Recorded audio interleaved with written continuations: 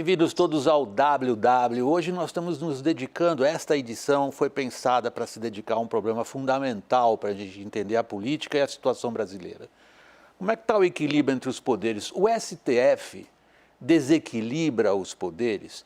A pergunta nada tem de ingênua ou de inocente. Ela pretende examinar alguns dos eixos centrais do nosso debate político e alguns dos problemas centrais do nosso ordenamento jurídico e constitucional. Nós temos, como sempre, 3 convidados, os 3 têm uma alta capacitação para discutir essa questão. Eu começo a apresentação deles pelo professor Ives Gandra Martins, professor emérito da Mackenzie. Muito obrigado por participar, Ives. Está conosco o ex-governador, ex-ministro da Justiça Tarso Genro, remoto lá de Porto Alegre. Tarso, muito obrigado pela disposição em participar do WW Especial. Nosso terceiro convidado, também um jurista, professor na FGV, Oscar Vilhena. Obrigado, Oscar. Ives, deixa eu começar fazendo um teste. Está correta a pergunta do programa? O programa supõe que há um desequilíbrio entre os poderes. E o programa se dedica nessa pergunta já a uma muito importante narrativa política, que é atribuir ao STF esse desequilíbrio. Está certo o ponto de partida e procede a questão? Talvez colocasse de outra forma, William. De rigor, o Supremo tem invadindo competência de outros poderes. Agora, nós tivemos uma queda do nível do poder legislativo de cada legislação. E tivemos também um poder executivo em que, enfim, também tem os seus prós e contras.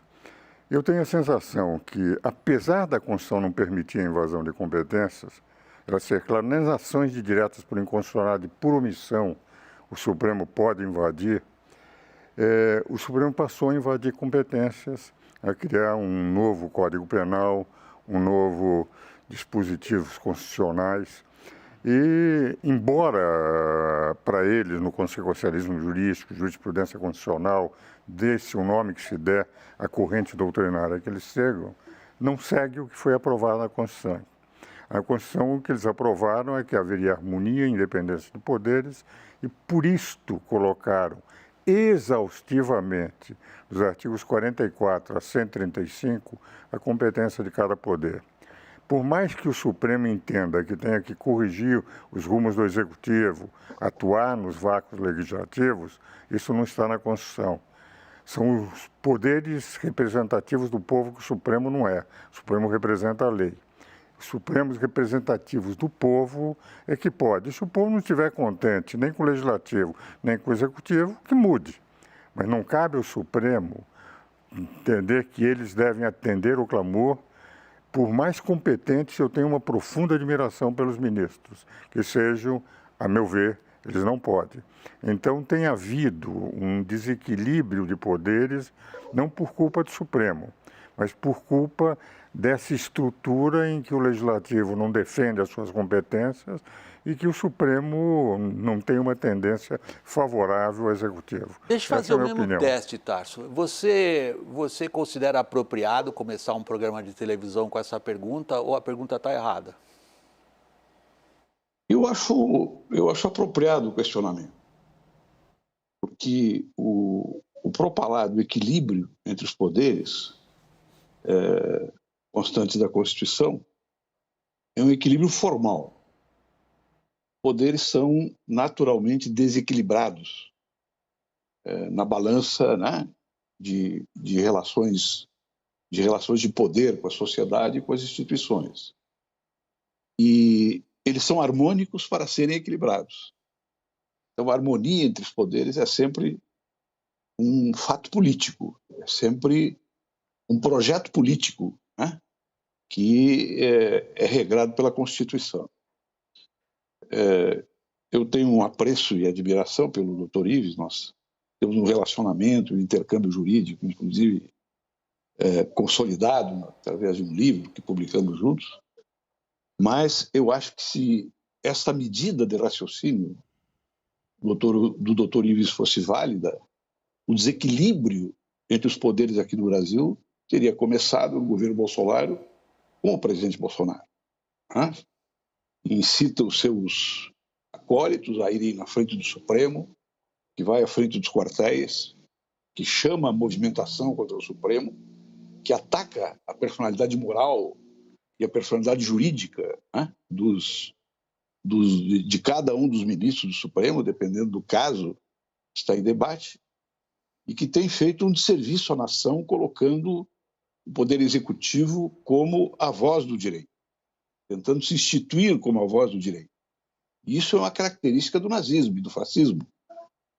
Tem, inclusive, um estudo famoso sobre isso, de um grande jurista alemão, um jurista de extrema-direita, Carl Schmitt, chega a dizer que a voz do líder é a voz do direito. Fala do líder faz o direito.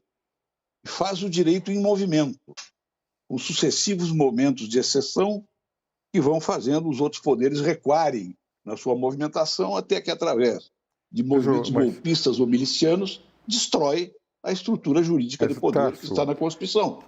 Nós não podemos esquecer, só o fim do raciocínio, professor Ives. Pois não, conclua. Nós não podemos esquecer que o Supremo é o juiz da Constituição. O Supremo é a voz da Constituição. É ele que, em última instância, é o guardião da Constituição. E isso determina, portanto, uma iniciativa permanente do Supremo para, em última instância, corrigir as manifestações dos poderes. E eu acho que corrigiu pouco, inclusive, as agressões do presidente da República. Só pela ordem. O Ives quer interferir. Eu jogo, se for breve, ou primeiro Oscar. Desculpe, tá? Vou passar a palavra ao Oscar e imediatamente na sequência ao Ives. Oscar, estamos com o problema central colocado aqui. Então, veja, o poder é um fenômeno relacional. Quer dizer, você não existe uma quadratura clara de qual é o limite de um e qual é o limite do outro. A Constituição dá uma moldura, né? E é pela forma como os poderes vão avançando que os outros ocupam o espaço. E o que eu quero dizer com isso? Quer dizer, a relação sempre será de tensão. Quando Montesquieu pensou o sistema de separação de poderes, quando o Madison aperfeiçoou, quem fez a Constituição americana, ele deixava claro, quer dizer, para que eu monto isso? Para que quando um abuse do poder, o outro se contraponha a ele. E como o Tasso muito bem falou, para que esse sistema não degringole numa guerra entre os poderes, tem que ter um que fala em último lugar. E quando a fala é sobre a Constituição, a competência é de quem? Do Supremo Tribunal Federal. Tá? O que acontece no Brasil? A Constituição é muito grande e o Supremo tem que guardar essa Constituição. Então é normal que a cada movimento do Legislativo o Supremo seja convocado. Quando era o governo do PT, os partidos à direita entravam com ações todos os dias contra as ações do PT. Quantas vezes eu encontrei o professor Ives na bancada do Supremo Tribunal Federal? Eu defendia a ação afirmativa, ele era contra. Eu defendia o controle de armas, ele era contra. Isso é natural do jogo, porque descontente com aquilo que o parlamento e o governo tinham aprovado, questionava-se. Hoje mudou esse jogo. Tá? Toda vez que há uma aprovação de uma medida, e no caso, como o Bolsonaro tem pouca capacidade de aprovar coisas no Congresso, ele faz decretos buscando erodir a Constituição. E os partidos vão ao Supremo. Então, o Supremo, ele não se assenhora de nada. Quem vai ao Supremo são os setores que se veem prejudicados. E, nesse sentido, só para complementar, quer dizer, o que nós temos, e aí também concordando com o Tasso, é um presidente hostil à Constituição. Nunca escondeu isso. Desde a sua juventude política, ele sempre foi contra as premissas democráticas e tem dito isso, agredindo não só a Constituição, mas aos juízes que guardam a Constituição. O caso agora do embate eleitoral é isto, quer dizer, ele desacredita um sistema, agredindo o sistema democrático e agride os juízes que defendem esse sistema democrático. Então, ao meu ver, o desequilíbrio dos poderes do Brasil se dá, sobretudo, pela conduta de um presidente hostil à Constituição. Na verdade, como eu estou em minoria aqui, eu tenho o direito de falar. Não, eu faço o papel do advogado do diabo. Não se preocupe que o meu papel é do advogado do diabo. Não, mas eu acho muito bom, e inclusive o governador Tasso, nós temos um tratado de direito constitucional, aliás, coordenado por mim e pelo Gilmar, e com Luiz Roberto Barroso e Alexandre escrevendo, também no mesmo tratado. E com o Vilhena, eu nunca defendi na questão de armas. Foram outras questões, questões afirmativas, célula-tronco. problema de células-tronco embrionárias, o senhor tem toda a razão. Mas o que eu queria dizer é o seguinte, e no meu caso, eu tenho uma vantagem que eu não vou falar sobre presidente da República, porque toda a minha análise que eu tenho sempre feito sobre esse ativismo judicial é uma análise evidentemente constitucional.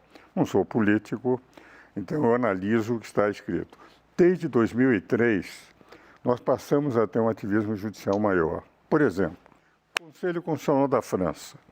Vai ser o Conselho Constitucional da França e se coloca lá, no Conselho Constitucional, que eles deveriam permitir o casamento entre homossexuais. O Conselho Constitucional da França, que é o Tribunal Constitucional da França, declara o seguinte: essa não é matéria nossa, essa é matéria da Assembleia Nacional. O que eles fizeram? Foram para a Assembleia Nacional e conseguiram a aprovação da lei. No Brasil, discute-se o artigo 226 da Constituição Federal. Todos os debates constituintes declaram o seguinte: casamento como instituição tem que ser entre homem e mulher. É evidente que os constituintes puseram isso na Constituição. E isto passou a ser e disseram que, para que não houvesse dúvidas, que não poderia ser entre homossexuais. Vem o Supremo, em vez de dizer, essa é matéria do Legislativo, para mudar a Constituição, vem o Supremo e diz, não, mas não proíbe. Ao dizer isso, criaram uma nova hipótese. Caso do Daniel Silveira. Não concordo em nada com o Daniel Silveira disso. Deveria ser punido pela Câmara. Falta de decoro parlamentar. Diz a Constituição, inviolável por qualquer palavras. Chega a Suprema Corte e diz, invioláveis por qualquer, menos a Lei de Segurança Nacional, que é uma lei infraconstitucional. Ora, evidentemente, e cria o flagrante perpétuo. É um vídeo que constitui o flagrante. Então, o que eu quero dizer é o seguinte, independente de ser presidente fulano, beltrano, ciclano, houve uma mudança de postura. Eu advogo no Supremo desde 62. Quando eu comecei a advogar, 4 ministros não tinham nascido. Minha primeira sustentação no Supremo, 4 ministros não tinham nascido. O Tássio, o Alexandre, Toffoli, provavelmente. O Toffoli. Não, tanto o Mendonça, nenhum dos 4 tinha nascido. O Toffoli, o Alexandre, o Mendonça e o primeiro que foi indicado pelo... Nunes Marques, Cássio Nunes Marques. Exatamente. O que vale dizer, toda a minha experiência eu vi o Supremo, inclusive, decidindo contra o governo militar, na época do Moreira Alves, do Galotti, do Cordeiro Guerra, etc. A partir de 2003, essa decisão que eu citei, por exemplo, do homossexuais, a criar um novo dispositivo constitucional, o que nós vimos é uma atuação que não foi em função do governo Bolsonaro. Quer dizer, era uma atuação de um ativismo maior já naquele período. Eu, como professor, e não como político, eu entendo o seguinte, os constituintes disseram que poderes, só 2 poderes poderiam vir do povo, o legislativo e o executivo. Um poder, Doutor Ives, o último deles teria que vir da lei. Com cursos, eu participei de 3 bancas examinadoras para juízes federais e estaduais, sei perfeitamente que é um poder técnico, um poder que tem que respeitar, é muito importante, mas não é um poder que o povo escolhe. E essa é a razão pela qual eu entendo que nós adotamos um sistema que os poderes não teriam que haver, por isso o Constituinte. E eu participei de debates constituintes a convite dos constituintes, em audiências públicas. Teríamos que fazer, efetivamente, com que aquelas exaustivas competências lá apresentadas ficassem nos limites e nos quadrados, independente de governo. Essa é a minha opinião, meu caro Tasso, meu caro Vilhena. Espera aí que eu tenho uma pergunta em cima disso, mas o Tasso está me pedindo a palavra. Tasso, prossiga. Só para salientar o seguinte, é impossível excluir da equação do raciocínio jurídico que está fazendo o professor Ives, o poder executivo desta relação. Que o poder mais forte, efetivamente, é o poder que detém comando sobre as armas. E esse é o poder executivo. Então, se eu retiro o presidente da República desse conflito, eu fico com um vazio de valores. Eu não tenho um banco central de valores para me reportar para estabelecer uma dogmática constitucional, para estabelecer um exame da Constituição como totalidade.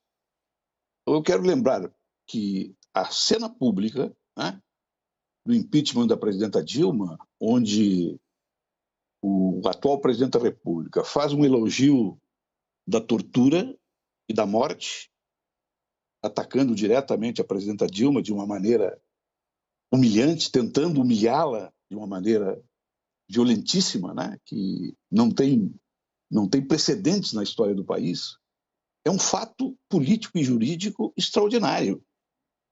Porque a partir dali começa a vocação de poder de um líder que quer comandar o direito. E quem comanda o direito não é a voz do líder. Esta é a visão nazista da composição jurídica da estrutura de poder.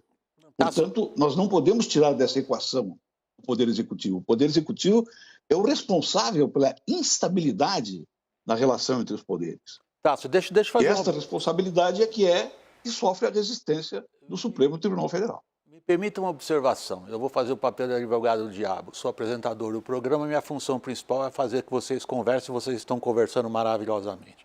Tenho a sensação que para o público é extraordinariamente enriquecedor o que vocês estão colocando na mesa. Vem a minha observação, Tássio.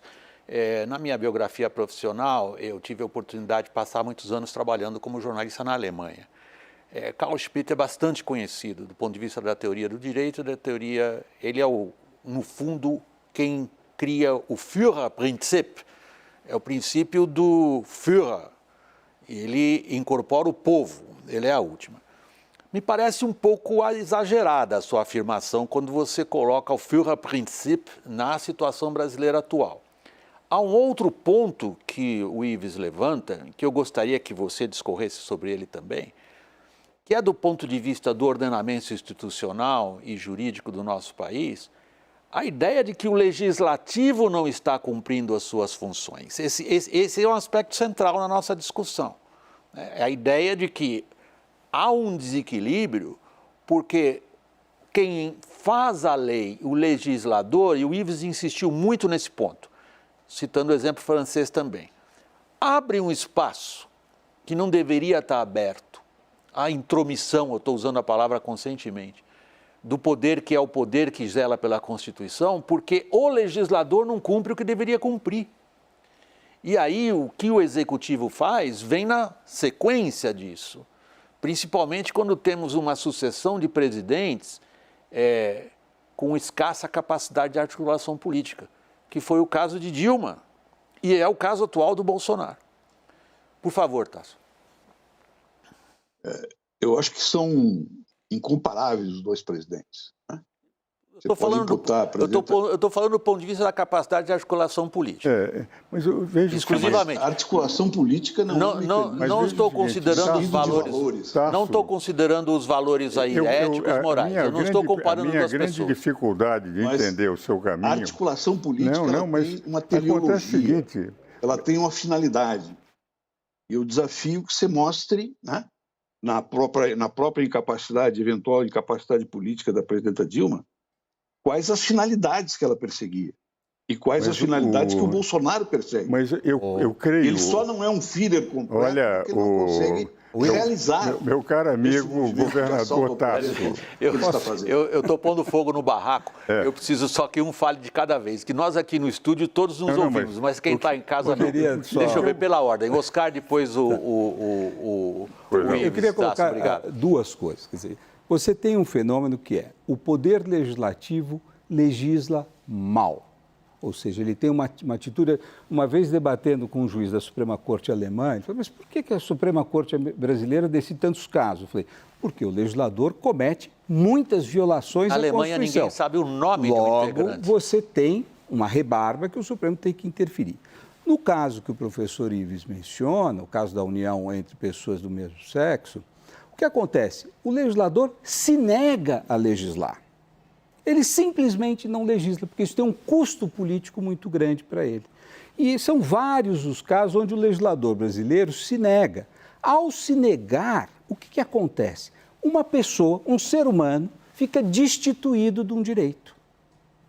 E o que diz a Constituição? Que nenhuma lesão ou ameaça de direito pode deixar de ser apreciada pelo Poder Judiciário. Então, essas pessoas recorrem ao Poder Judiciário dizendo, olha... Mas aí nós passamos a ter um poder maior que é o Poder Judiciário. Em face à minha condição, eu estou tendo o meu direito humano fundamental violado.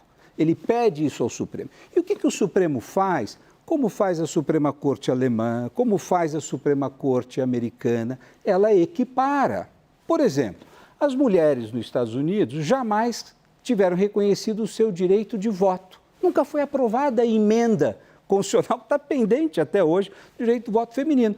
Um momento a Suprema Corte americana disse, espera lá, as mulheres, como são pessoas, têm que ter os mesmos direitos dos homens. Portanto, eu equiparo e asseguro o direito. Ela não está criando um direito para a mulher. Ela está reconhecendo que a mulher é um ser humano que tem o mesmo valor que o homem e, portanto, tem que ter o mesmo direito. Então, essa questão do ativismo tem que ser olhada com grandes sales, porque, na realidade, se o Supremo, que tem uma missão de guardião da Constituição, for omisso, pessoas sofrerão violações de direitos. São dois argumentos intelectuais poderosíssimos, os colocados pelo Tarso e esse que o Oscar acabou de colocar. Quando provocado por mim, o Tarso, a respeito da ausência percebida do Legislativo e, portanto, o STF ocupa esse espaço, e quando o Oscar diz, espera aí, o STF tem sim que ocupar esse espaço, ele tem que cuidar de certos valores, são dois argumentos fortes.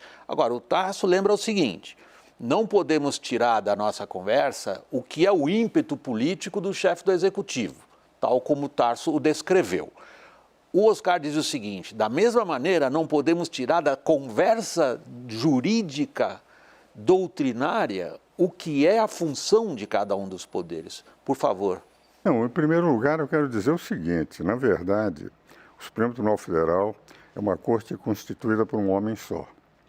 Ele é escolhido não por 140 milhões de brasileiros, mas por um homem só, que escolhe quem ele quiser. Ele põe lá quem ele quiser.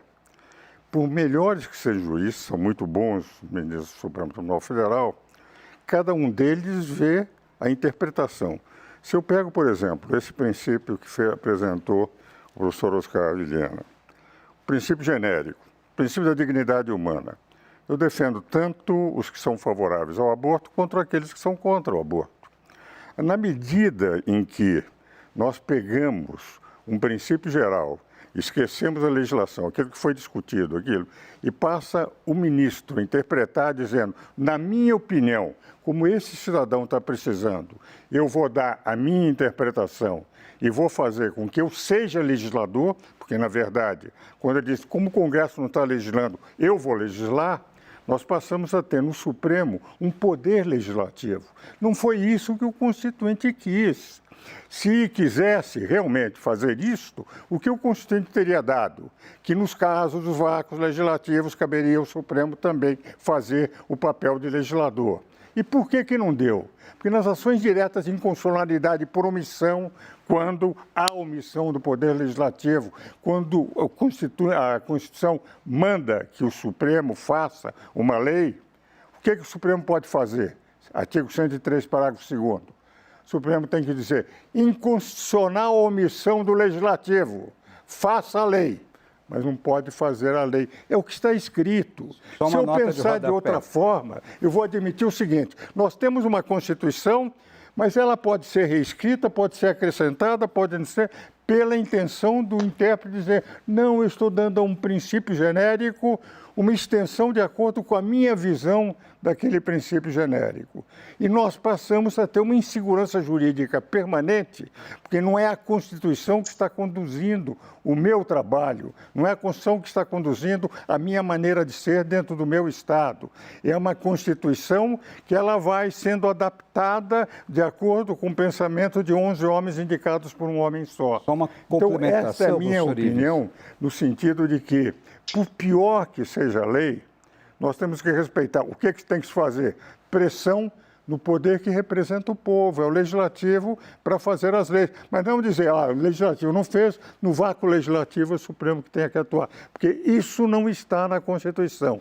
Como eu sou apenas intérprete da Constituição e não sou político, não faço análise de presidentes, etc., eu só posso interpretar aquilo que eu sei fazer. O senhor é um político muito politizado.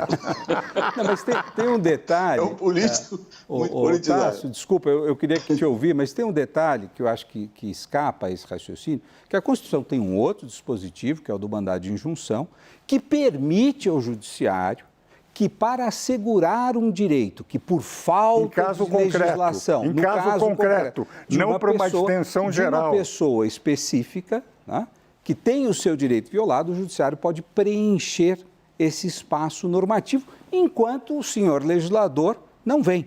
Né?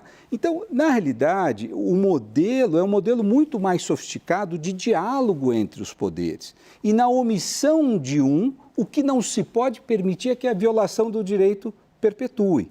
Né? A omissão não pode gerar que o cidadão não tenha o seu direito garantido. Então, é aí que entra o Poder Judiciário. Agora, o que é importante, só para concluir, é que grande parte da atuação do Supremo não é de legislador.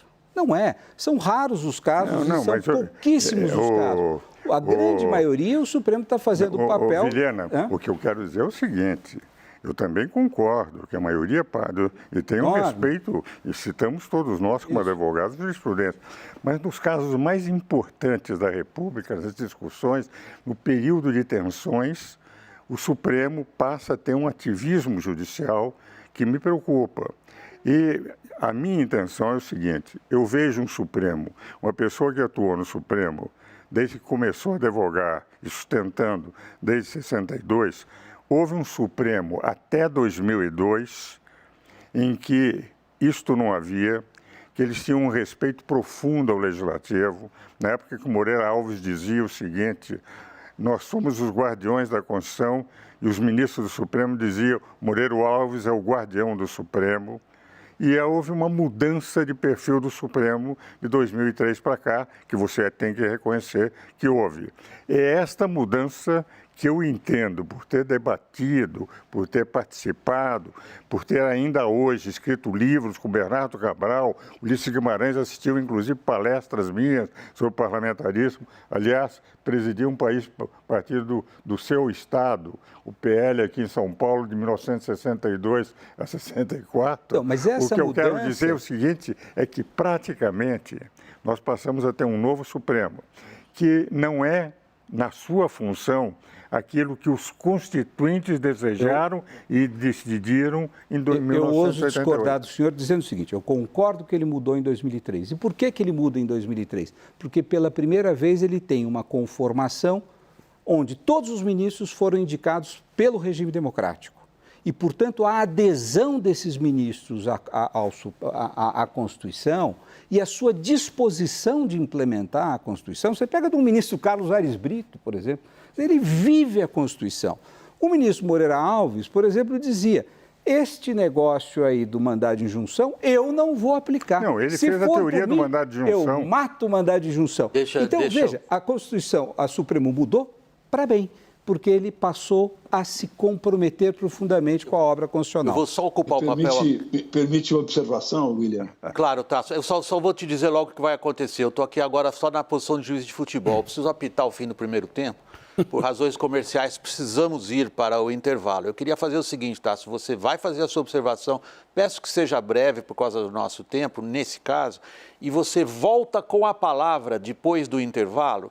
Eu gostaria de ouvir a sua avaliação do que é, na sua interpretação, esse argumento do Ives, de um Supremo que ao longo de mais de 25 anos, quase 30 anos, foi mudando de papel e até, me permita a palavra, de caráter. Conclua, Tássio, brevemente, e depois do intervalo você reinicia o programa. Eu faço apenas, então, a introdução do que eu vou dizer na segunda parte. Vou falar rapidamente sobre a interpretação segundo a Constituição, vou falar sobre os fundamentos da Constituição, e vou falar rapidamente sobre a função do Supremo Tribunal Federal como juiz da Constituição. É quase um programa acadêmico para um ano inteiro de aula isso aí, hein? Mas eu faço em 5 minutos isso. Nossa, uma das poucas vai dar um show para nós. Capacidade de síntese. Vai mostrar para nós jornalistas como é que se exerce o poder de síntese, estou curioso. Pessoal, a gente volta daqui um instantinho. O nosso intervalo é super rápido. Até já.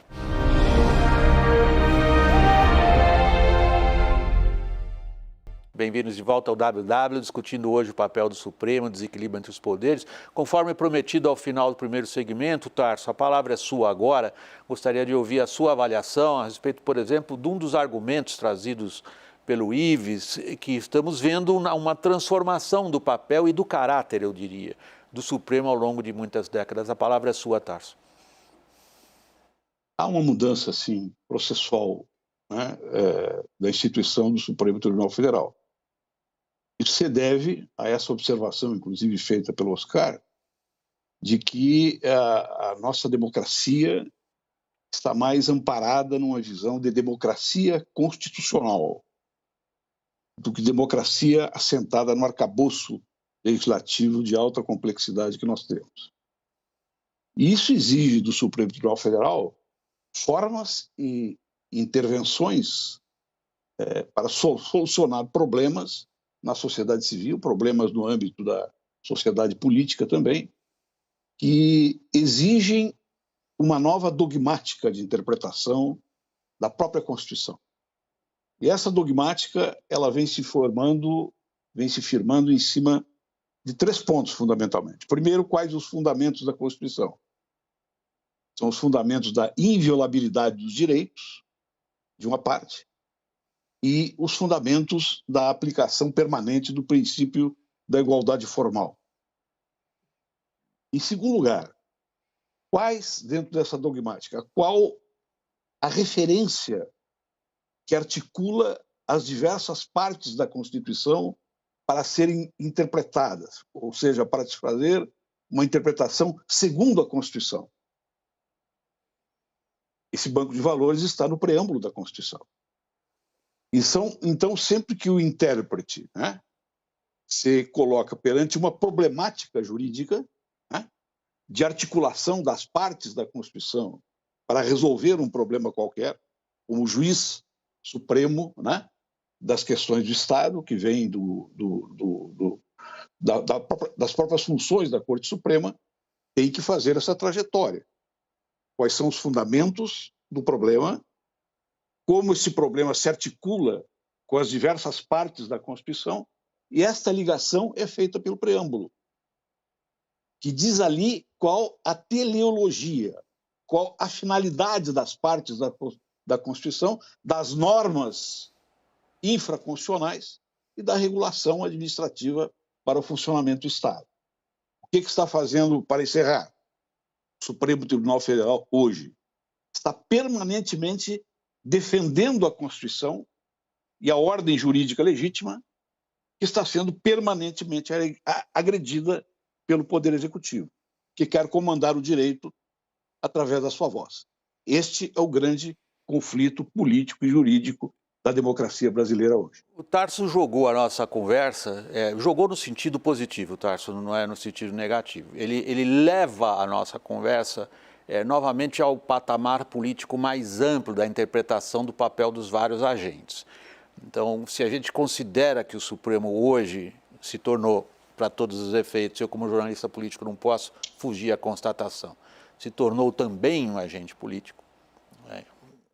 Há quem goste, há quem não goste, acho difícil a gente fugir dessa constatação. Se ele se tornou um agente político, em nome de que ele age politicamente? E o Tarso situa isso em nome dos princípios ali contidos no preâmbulo, os princípios esses estabelecidos na redemocratização. Portanto, na opinião do Tarso, se eu estiver cometendo uma injustiça, Tarso, você me corrija imediatamente, o que está em jogo... Não está correto. Eu só estou tentando trazer para o público um pouco, um resumo um pouquinho do seu argumento. Está correto ver as coisas desse ponto de vista? Não, absolutamente correto. Quer dizer, o Supremo Tribunal Federal, ele não é um órgão estático, ele vai conformando a sua atuação em face da ação dos outros poderes. Eu acho que isso o Tarso retrata muito bem, né? E qual é o desafio que foi colocado, por exemplo, para o Supremo durante o governo Cardoso, quando ele faz uma reforma na ordem econômica brasileira? era aferir se aquela reforma estava compatível com os princípios constitucionais. E, basicamente, o Supremo disse, está tudo ok, siga em frente. Né? Qual foi o papel do Supremo durante a gestão, vamos dizer, Lula e uma parte da gestão Dilma, onde, basicamente, se fizeram reformas sociais, programas como de ação afirmativa? O Supremo foi convocado, nós somos testemunhas disso, para verificar se aquilo estava correto. E o Supremo foi deferente, disse sim, o sistema político está se conduzindo em conformidade com a Constituição. O que muda neste momento é que você passa a ter um ator central do sistema político brasileiro, tá? Que é um jogo de cooperação entre competidores, mas eles têm que cooperar no final do dia, eles têm que estar submetidos e comprometidos com as regras, mas esse ator central, como também bem lembrado, que comanda as Forças Armadas, ele não perde uma oportunidade de agredir o sistema. Tá? Um pouco da pesquisa que eu tenho feito leva a crer o modo como ele utiliza das normas infralegais, veja agora, na questão da Polícia Rodoviária Federal, que estava envolvido nesse caso bárbaro de tortura. Tem um decreto do ministro da Justiça autorizando indevidamente a Polícia Federal a participar de determinadas atividades. Se você vê o que acontece no IBAMA, o que aconteceu no INPE, o que aconteceu na FUNAI, é a erosão dos mandamentos constitucionais que determina a proteção do meio ambiente, da população indígena, por intermédio de medidas infralegais, por intermédio da nomeação de pessoas que são incompatíveis com os cargos que ocupam e com o assédio de funcionários públicos. Então, o que você tem? Você tem uma estratégia de agressão infralegal à Constituição. E o Supremo, eu acho que no caso da pandemia isso ficou claríssimo, ele se colocou na posição que a Constituição determina. Ele é guardião, ele tem que proteger o direito à vida e você tem alguém que se nega a dar vacina. Ele tem que proteger a responsabilidade dos governadores por implementar políticas de saúde e alguém buscava negar que os governadores fizessem a sua parte. Então, me parece que o papel do Supremo engrandeceu, sem dúvida nenhuma, tem consequências políticas maiores, mas porque ele foi convocado para este cenário político e ele não se omitiu. Esta é a coisa fascinante. Olha, veja o seguinte, Folha de São Paulo, há meses atrás, fez um levantamento dos poderes que poderiam pôr em risco a democracia.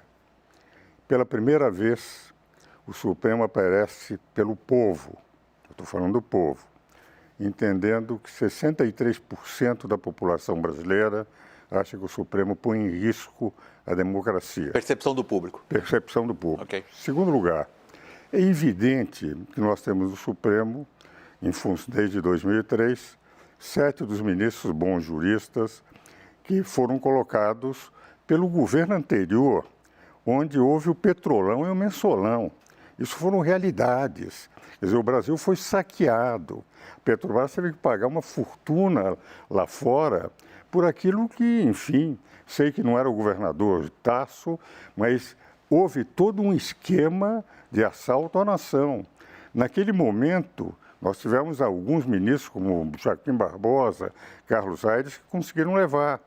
Mas dentro dessa linha de, vamos ver, de o Supremo passar a ter um papel político, no momento em que se sentiu que eles deveriam enfrentar o presidente da República, achando, vamos afastar esse presidente, desmonetização de todas as redes sociais consideradas conservadoras.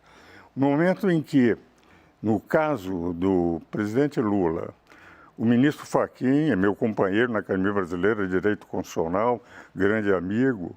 O ministro Fachin descobre que o juiz Sérgio Moro era incompetente para julgar. Ora, em direito, qualquer aluno de processo civil, de qualquer faculdade de direito, sabe que a primeira coisa que qualquer juiz de direito faz é saber se ele é competente ou não. Foi argumentado em primeira instância, foi argumentado com 3 eminentes desembargadores do Tribunal Federal de Recursos. O Supremo, por 6 ministros, entenderam que o foro era competente e depois, embargos de declaração de habeas corpus. Quer dizer, é nitidamente o que eu digo o seguinte: quando o Supremo deixa a sua função de ser o guardião da Constituição, de ter o papel apenas de defensor da lei e passa a agir politicamente, porque indiscutivelmente houve todo um viés para que num embargo de declaração de habeas corpus, de algo que qualquer aluno de direito de primeiro ano sabe, que o juiz sabe quando é ou não competente, descobriram que o juiz Sérgio Moro era incompetente. E quando o ministro Lewandowski, outro grande amigo, temos também livros escritos, como tenho com Alexandre, com Gilmar, com 7 ministros, ele declara o seguinte, que todas as provas que estavam nesses processos, eu li os processos, não poderiam ser usados por nenhum dos juízes, uma juíza de Brasília, como é que ela decidiu. Absolvo o presidente Lula e mais 8 pessoas, porque eu não posso usar aquelas provas que eu poderia utilizar nesse processo. O que vale dizer é essa interferência sem demérito nenhum para a capacidade e idoneidade dos ministros, mas no momento que eles se transformaram em agentes políticos, uma espécie de maior partido da oposição, a oposição perde aqui, corre para o Supremo e tem imediatamente todos os seus... O ministro Randolfo outro dia disse algo que me impressionou, eles receberam 3 ministros da Suprema Corte, o ministro Gilmar Mendes, o ministro Alexandre de Moraes, o ministro eu acho que foi Fachin, não, o Luiz Roberto Barroso, e quando saem, 2 senadores dizem o seguinte, o senador Renan Calheiros, agora eles sabem que não estão sozinhos. E depois diz o ministro Randolfo, o senador Randolfo Rodrigues, eu creio que é o nome dele, diz o seguinte, agora eles sabem que tem respaldo. Ora, o Supremo não tem que ter respaldo de senadores. Os Supremos eles são os órgãos que examinam a Constituição, mas não são, na minha opinião, agentes políticos por uma única razão. Porque há harmonia e independência de poderes e o Brasil definiu na Constituição de 88 quais são os poderes. Poderes do povo, legislativo e executivo. Se mal, em cada eleição se pode mudar. Poder da lei é o Supremo Tribunal Federal. Quando o Supremo se torna também um agente político para poder interferir no processo político, eu não estou favorável, apesar de admirar cada um dos ministros que lá estão, até porque amigos meus, tenho livros escritos com 7 deles, mas eu entendo que os poderes têm que respeitar as suas competências e os eleitores é que devem decidir em quem é que tem que votar. Eu realmente acho uma infelicidade a gente ter que cortar o programa aqui. Nós temos que respeitar uma grade e sinceramente, como jornalista profissional, fiquei... Bom, claro, estou apresentando o programa, estou falando de mim, mas eu acho que, posso dizer isso em nome do público também, é extraordinariamente enriquecedor ver essas 3 vozes dialogando com essa civilidade em cima do que me parece ser o ponto central do nosso debate político hoje. A análise do Tarso, quem são os atores responsáveis, a sua, Ives, do Oscar Vilhena, eu acho que é extraordinário do ponto de vista do nosso público. Eu sou obrigado a parar aqui, Tarso, queria convidá-los para uma nova roda. Acho que a gente ajuda as pessoas a entender o que está acontecendo no país quando a gente consegue, a partir de posições que são evidentemente aqui antagônicas, conversar. Talvez isso seja um bom, digamos, exemplo que a gente está precisando. Concorda, Tarso? Concordo integralmente. É muito importante esse tipo de diálogo, a gente ter a capacidade de ouvir, de respeitar as posições dos adversários, né, políticos e jurídicos e aprender nessa dialética, né, de polarização e complementaridade. Oscar? Olha, não, é isso, porque há uma concepção política primária que busca eliminar o adversário. Eu acho que nós não pertencemos a essa categoria. Não, esse espaço não é para isso. Aqui é uma forma de construção, né? E, evidentemente, preocupa, por exemplo, quando o presidente se nega a respeitar o eventual resultado das eleições. Então, este é o problema central que nós estamos vendo. E é por isso que nós temos que defender o Supremo, porque é ele que está defendendo a eleição.